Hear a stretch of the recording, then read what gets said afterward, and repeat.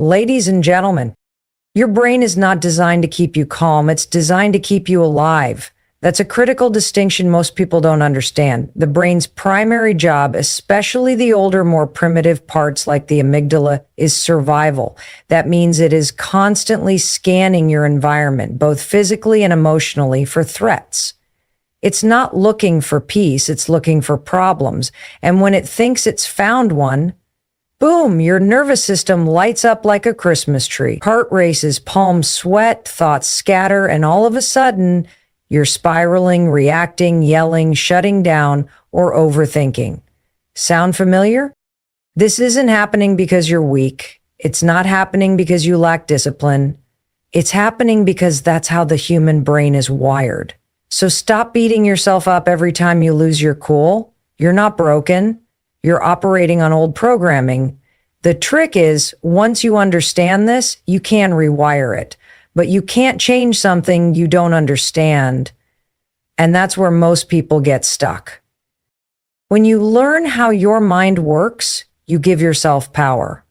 The moment you realize your panic or stress is just your brain trying to protect you, you create space between you and your reaction. That space, that's where your power lives. That's where you get to choose how you respond instead of just reacting like you always have. But here's the kicker. You don't get access to that choice unless you train for it. Let me ask you this. How often do you practice staying calm when nothing is going wrong? Most people wait until everything is falling apart to try and be calm. But that's like stepping into a boxing ring without ever having trained. You can't expect to be calm in chaos if you haven't built the muscle for it in peace. Your brain needs repetition. It needs habits. It needs proof that you're safe. Even when things feel uncertain, this is where most people give up. They think staying calm is a personality trait, that some people are just naturally chill or unbothered. Nope. Calm is not something you're born with. Calm is built. It's developed through consistent, intentional work. It's created through awareness, through practices like mindfulness, breathing, journaling, and being radically honest with yourself. It's built every time you pause instead of lash out, every time you breathe instead of argue, every time you reflect instead of react. Those moments seem small, but they're massive because they're rewiring the pathways in your brain.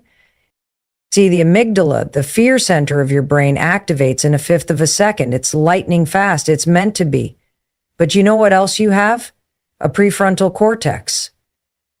That's the rational part of your brain. That's the part that helps you think clearly, solve problems, and stay calm under pressure. But it's slow. And it only comes online when you pause. That's the goal. That's what training your mind is about. It's learning how to catch yourself in the heat of the moment before your old wiring takes over. It's learning how to disrupt the panic, the anger, the fear, and choose something different. And yes, that takes practice, that takes self-awareness, that takes doing the work when you don't feel like it. But if you want to own your life, you've got to own your mind. Because the world isn't going to slow down for you. Life's going to keep coming. Things will still go wrong. People will still push your buttons. Challenges will still pop up. But when you train your mind to stay calm, none of that can shake you the same way. You become unshakable, not because life gets easier, but because you get stronger. Your calm becomes your power. Your presence becomes your anchor. And instead of reacting to life, you start responding with intention. You stop being at the mercy of your emotions and you start taking back control. That's not a gift. That's a decision. That's a skill. And it's one that you can start building right now. Emotions are powerful. They can drive us to take action, inspire us to grow, and connect us to others in ways that are deeply human. But here's the truth that most people don't realize. Your emotions are data, not directives. Just because you feel something doesn't mean you have to act on it. Just because something feels urgent or overwhelming doesn't mean it's true or permanent. Your feelings are valid, yes, but they are not facts. They are signals, not orders. Your brain creates emotions as part of a response system. It processes information, what you see, hear, remember, believe, and then assigns an emotional meaning to it. That's where feelings come from. But that process isn't perfect. In fact, it's heavily influenced by your past, your fears, your insecurities, and even your mood in the moment. So when you feel anxious or angry or rejected, you're not necessarily responding to what's happening now. Often, you're reacting to what something reminds you of.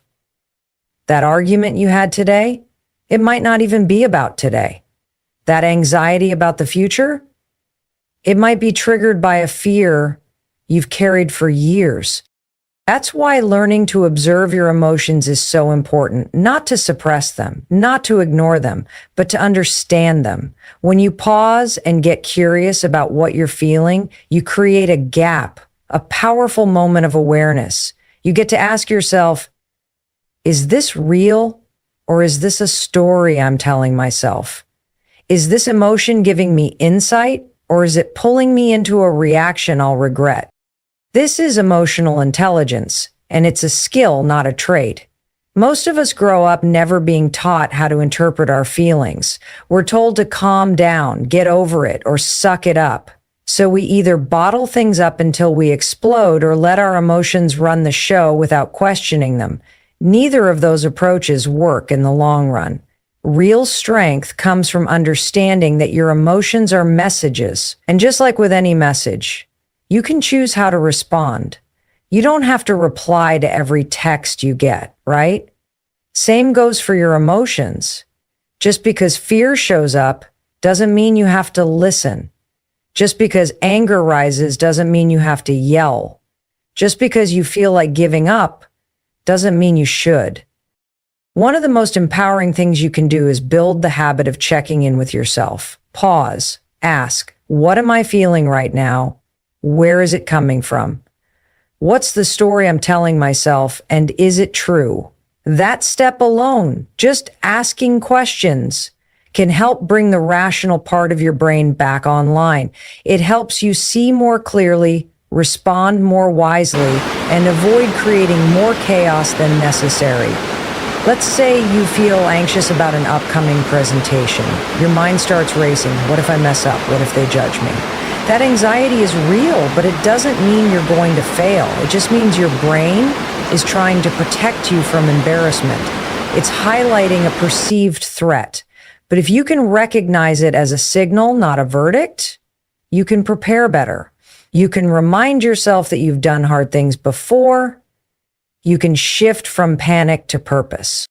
And here's the thing, when you stop reacting automatically to your emotions, you start reclaiming your peace. You stop being a puppet on the strings of every mood swing, every moment of self-doubt, every emotional spike. Instead, you become grounded. You become someone who can feel deeply but still act with clarity. That doesn't make you cold or detached. It makes you wise. Emotions will always be part of the human experience. You can't get rid of them, and you shouldn't want to. They give life richness and depth. But when you learn that emotions are information, not commands, you stop letting them drive your decisions. You start making choices based on your values, not your moods. You start responding to life from a place of strength, not reactivity. That's when everything changes. That's when you become someone who isn't just living. You're leading yourself with intention from the inside out. Every time you react without thinking, every time you snap, panic, or spiral, it's because your brain has skipped the pause, that tiny moment between stimulus and response. That's where your power lives. And when you train your mind to insert that pause, everything changes. You stop being a victim of your impulses. You stop letting the chaos of the world decide how you feel and what you do. Instead, you create space to choose. That's the power of the pause. The pause is not just a cute idea or a feel-good concept. It's a neuroscience-backed strategy. See, when something triggers you, stress, fear, frustration, Your brain immediately activates the amygdala. That's the fight or flight part of your brain. It's fast, reactive, and emotional. It was built for survival, not for thoughtful decision making. And when it takes over, it floods your body with stress hormones like cortisol and adrenaline. That's why your heart races. That's why your palms sweat. That's why your mind goes blank or spirals. In that moment, your body is preparing for a threat, even if the threat is just a rude email or someone cutting you off in traffic. Here's what's wild though. If you can pause, even for a few seconds, you give your prefrontal cortex a chance to come online. That's the rational problem-solving part of your brain. It's slower than the amygdala, but it's smarter. It helps you process context, regulate emotions, and make decisions based on long-term goals instead of short-term reactions. When you pause, you're not just calming down. You're changing the chemistry in your brain. You're literally shifting from panic to power. And you don't need a 30-minute meditation to do it. Sometimes all it takes is a breath.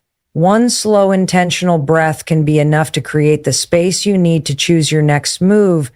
That breath interrupts the automatic loop. It's like hitting the brakes before you drive off a cliff.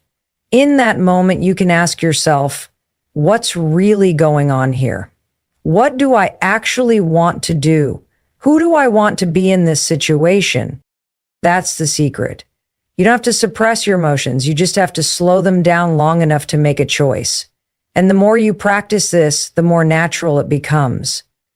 Like any muscle, the pause gets stronger with repetition. At first, you'll catch yourself after the fact. You'll react, then think, "Oh, I should have paused." That's okay. That's part of the process. Over time, you'll start catching yourself in the moment. Then eventually you'll be able to pause before you even react. That's when you know the training is working. Think about how powerful that is. How different your relationships would be if you paused before lashing out. How much more focused you'd be if you paused before picking up your phone out of habit. How many regrets you could avoid if you paused before making an impulsive choice. That pause gives you control, not over everything, but over yourself. And that's more than enough. The world is loud, it's fast, it's chaotic, and it's really easy to get swept up in it all. But when you build the habit of pausing, you anchor yourself. You create an inner stillness that doesn't depend on external circumstances. You become the calm in the storm instead of being tossed around by it. And here's what's beautiful. You always have access to the pause. No matter what's happening, no matter how crazy things get, that space is always there. You just have to remember to use it. The more you practice, the more automatic it becomes. You won't always get it right, but that's not the point. The goal isn't perfection. The goal is awareness. The goal is progress. So next time life hits you with something hard, don't react, pause, breathe, get curious, and then respond with intention. That one decision to pause might feel small in the moment, but it's everything.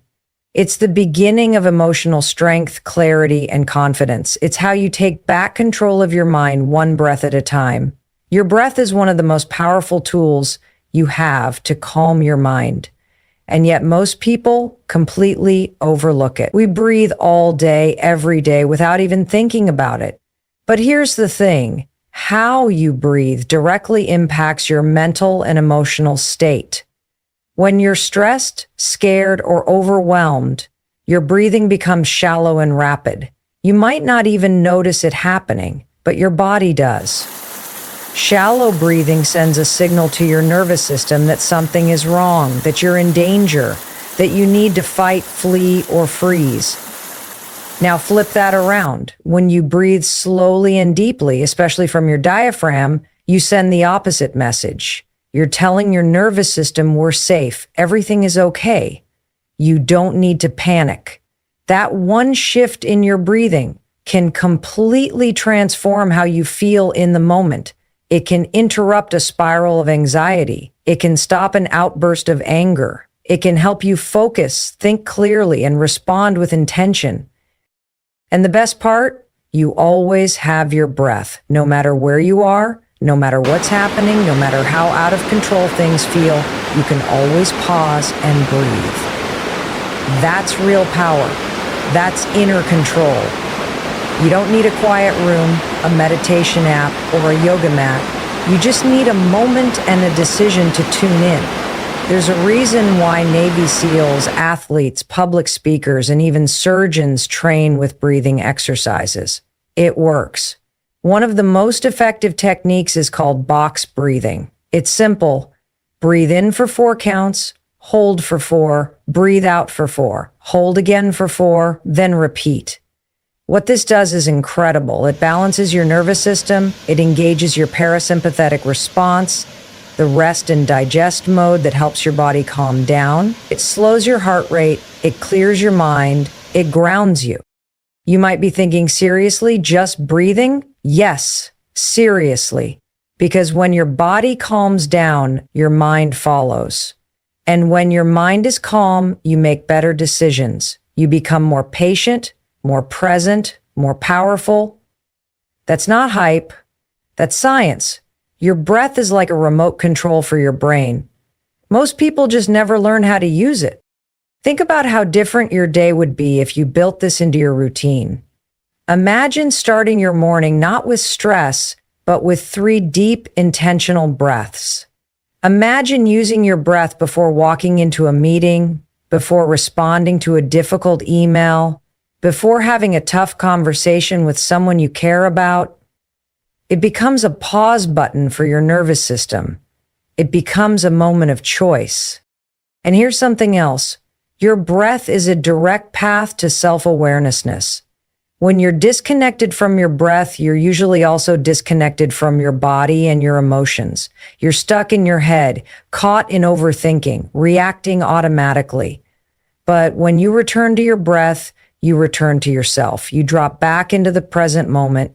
You stop living in the past or fearing the future and start showing up for what's happening now. This isn't about turning into a monk or pretending life doesn't get messy. It's about giving yourself tools to navigate the mess without losing yourself in it.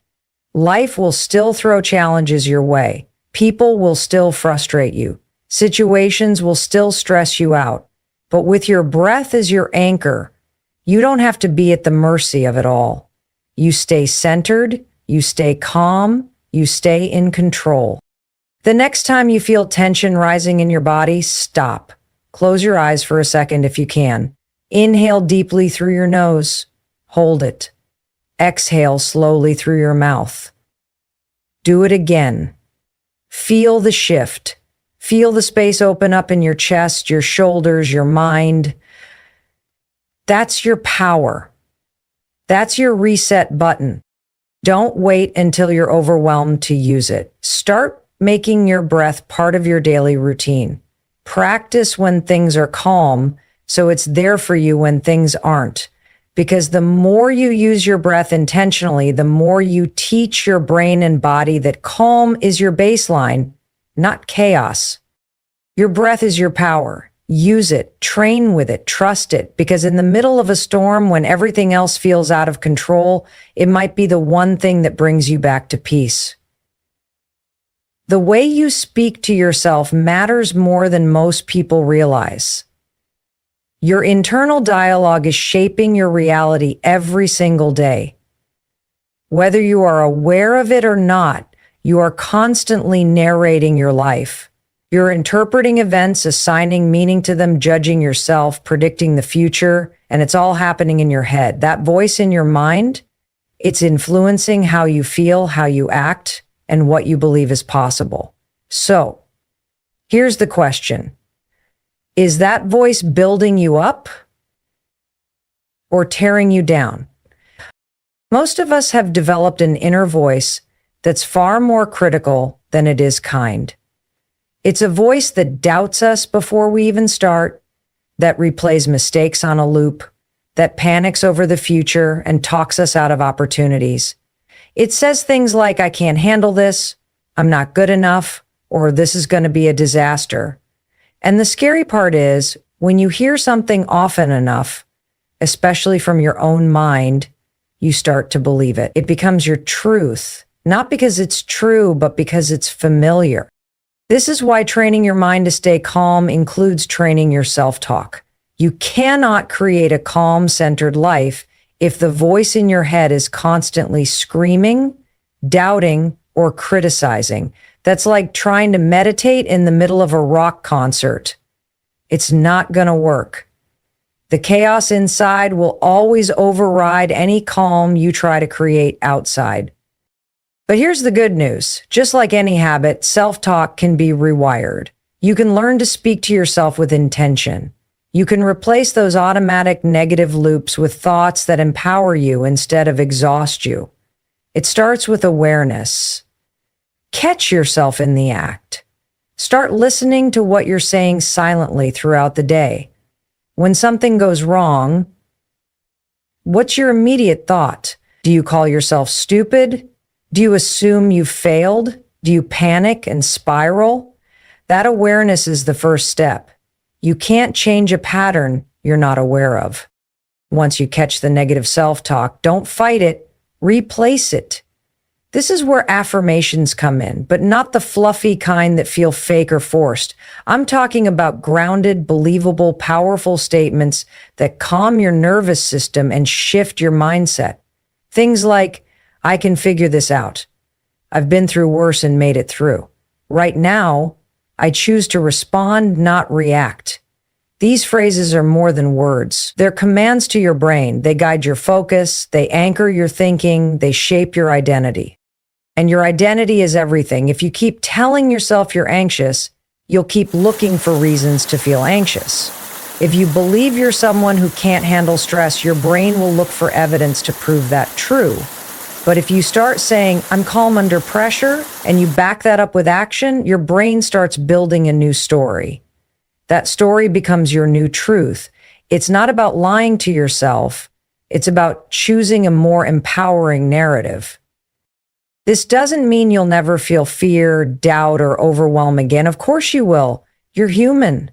But with trained self-talk, you learn to lead yourself through those moments instead of being dragged by them. Your self-talk becomes a steady guide when everything else feels shaky. You start coaching yourself like someone who actually wants to win instead of someone who's just trying to survive. Think about athletes in high-stakes moments. They don't stand there saying, oh God, I hope I don't mess this up. No, they lock in. They talk themselves through it. They say, you've trained for this. Stay focused. You've got this. That kind of language creates calm. It builds confidence. It directs energy toward what matters. You can do the same thing every single day. Start small. Talk to yourself like you would talk to your best friend. Firm but kind, honest but encouraging. When you mess up, say, that wasn't my best, but I'm learning. When you're scared, say, this is hard, but I've got tools to handle it. Over time, that voice becomes your anchor. It becomes the soundtrack of resilience in your mind. Your thoughts are not facts, but they do shape your experience. So if you want to stay calm, you've got to train that inner voice to support you, not sabotage you. You don't have to believe every thought you think. You get to choose which ones you repeat. And the ones you repeat, that's the life you create. Calm isn't something you find, it's something you build. And like any skill, it takes practice. It's not a switch you flip, it's a muscle you train. You can't expect to be calm under pressure if you never practice calm when life is quiet. You can't show up with control and clarity in the storm if you haven't built that foundation in the stillness. It's like expecting to run a marathon without training. Your mind needs reps too. This is where routines, habits, and daily practices come into play. They aren't just about productivity. They're about training your nervous system.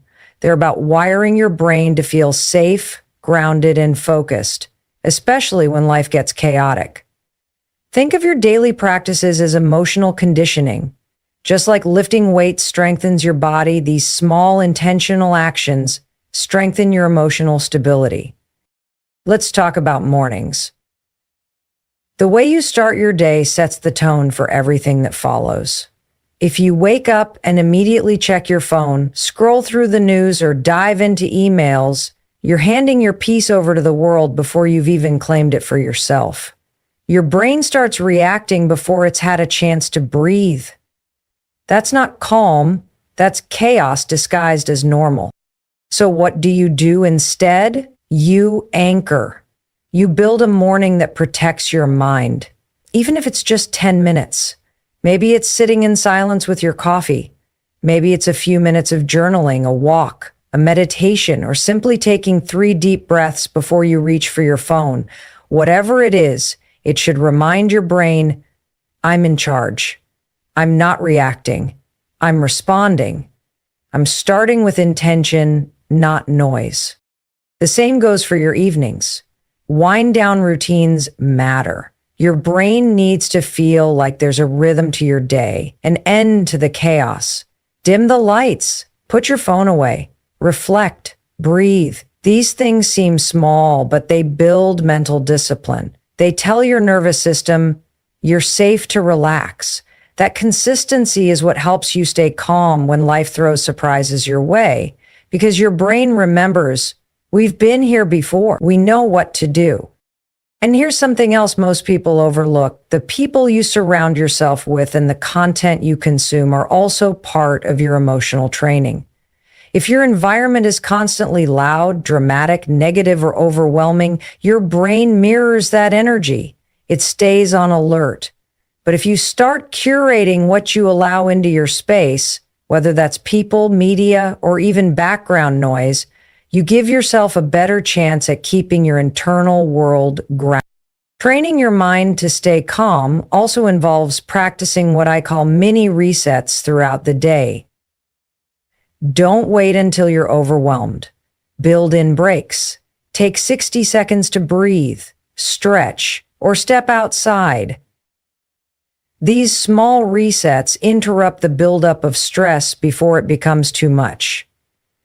They keep your baseline lower, your patience longer, and your clarity sharper. Another powerful practice is reflection. At the end of the day, take just a few minutes to ask yourself, where did I feel calm today? Where did I lose my peace? What triggered me? What helped me get back to center? These questions help you spot patterns, and when you see the patterns, you can change them. This is how self-awareness grows. This is how emotional intelligence is built. And look, you don't have to do all of this perfectly. That's not the point. The point is to build a toolkit. You're not trying to become someone who never feels stress or fear or frustration. You're becoming someone who knows how to handle it. Someone who has practiced staying calm. Someone who doesn't crumble every time life gets loud. That's real power. That's resilience. So no, calm isn't something reserved for monks or gurus. It's not about escaping life. It's about engaging with it differently. It's about building a strong inner world so that the outer world doesn't shake you as easily. And that kind of calm, that's earned. One small practice at a time. Every day. That's how you train your mind. That's how you build the version of you that doesn't just survive chaos, but rises above it. In life, things will go wrong. Plans will fall apart. People will disappoint you. You'll get blindsided by something you never saw coming. That's just reality. You can't control every situation, every outcome, or every person. But you can control one incredibly powerful thing, your response. And when you train yourself to respond instead of react, you stop being a victim of circumstance and start becoming a master of your own peace. Here's the truth. Most people go through life on autopilot, constantly reacting to whatever happens around them. Someone cuts them off in traffic and they snap. Their boss criticizes them and they shut down. A goal gets delayed and they spiral into doubt or self-pity. It's all knee-jerk, automatic, no pause, no control. And that's exactly what makes life feel overwhelming and chaotic. You're letting everything outside of you dictate what's happening inside of you. But here's the shift. You don't have to give that power away. You don't have to let your emotions run the show every time something goes sideways. You get to choose your response. That's where real strength comes from, not from avoiding problems, but from managing them with clarity, patience, and grounded thinking. You become someone who doesn't crumble under pressure. You become the person in the room who stays calm when everyone else is losing their heads. Not because you're cold or detached, but because you've trained for it. Now, choosing to respond instead of react doesn't mean pretending everything's fine. It doesn't mean suppressing your emotions or being robotic. It means you allow the emotion to rise, but you don't become the emotion. You notice the anger, the fear, the frustration, and then you decide what to do with it. That decision is what separates leaders from followers, peace from panic. Let's say something unexpected happens, you lose a deal, your partner says something that hits a nerve, or a project completely collapses. Your initial instinct might be to lash out, shut down, or catastrophize. That's normal. But instead of reacting right away, you take a breath. You pause. You give your brain a second to shift from emotional reactivity to thoughtful awareness. In that pause, you ask yourself, what's the best response here? What would the strongest version of me do right now? That moment of awareness, that's everything. That's where change happens. That's where calm lives. Responding instead of reacting also means taking full responsibility for your mindset. You stop blaming everything around you for how you feel. Yes, people can be frustrating. Yes, life can be unfair. But when you train your mind to respond, you stop saying, why is this happening to me? And you start asking, what can I do about it? That shift puts you back in the driver's seat. It reminds you that your power doesn't come from controlling the world. It comes from controlling yourself. It also makes you a better communicator. When you're reacting, you speak from emotion, often with words you later regret. But when you respond, you communicate with intention. You still express what you feel, but you do it in a way that invites understanding, not conflict. You create space for clarity. You make better decisions. You reduce damage. You build trust. Over time, responding instead of reacting becomes a habit. At first, it'll be clunky. You'll catch yourself mid-reaction and have to slow down. Sometimes you'll still snap or spiral. That's okay. That's part of learning. But every time you choose to pause and respond, you're rewiring your brain. You're strengthening your self-regulation, and eventually it becomes your default mode. That's the kind of person you want to be. Not someone who never feels emotion, but someone who doesn't let emotion control them. Not someone who never faces problems, but someone who always shows up calm, steady, and clear no matter what the situation is. You won't always be able to change what happens to you, but you always have the power to choose what you do next. And that power, that's the foundation of a calm, resilient, and powerful life. That's how you take control, not just of the moment, but of your future.